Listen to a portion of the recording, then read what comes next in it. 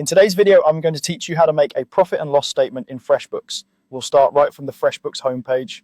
Open your browser, go to freshbooks.com and click Login at the top right. Once you're signed in and you land on your dashboard, look for the accounting section in the navigation. Open that area, then scroll down until you see the profit and loss option. Select profit and loss to open the report. Think of the profit and loss as a summary of your business performance over a period. Income at the top, costs and expenses below, and net profit at the bottom.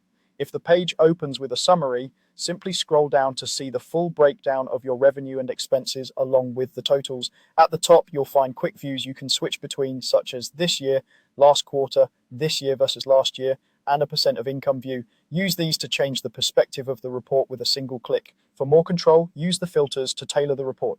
Choose an exact date range, select the accounting method, cash or accrual depending on how you track revenue and expenses, and pick the currency if you work with multiple currencies. When you've chosen your preferences, click Apply to refresh the report with your selections.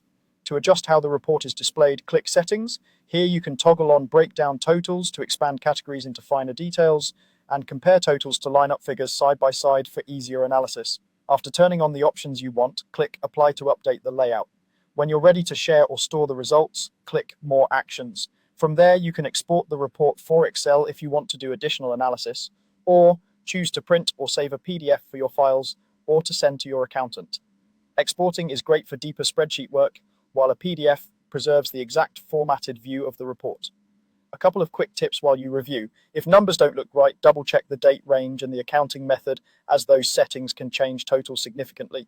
The percent of income view is especially helpful for spotting expense categories that are growing faster than your revenue, making it easier to identify areas to optimize. And that's it. You've created a clear, customizable profit and loss statement in FreshBooks, adjusted the filters and settings to suit your needs, and saved or exported it for sharing. Thanks for watching.